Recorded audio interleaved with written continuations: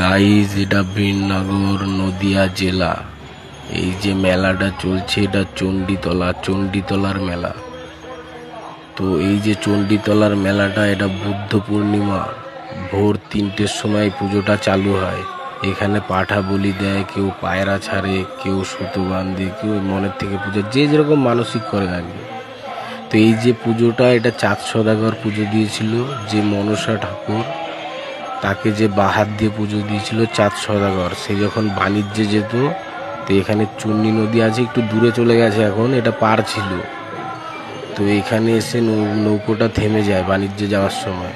তো তখন চাঁদ সদাগরের যে লোকজন থাকে তারা নৌকোটা ঠেলে, নৌকোটা জায়গা থেকে হালে না।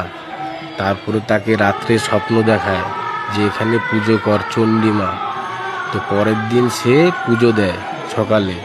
তো তখন থেকে এই পুজোটা চলছে, এটা অনেক পুরনো পুজো।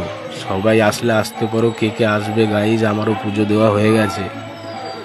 নমস্কার, আমি অমিত মণ্ডল। কার কীরকম লাগছে বলুন।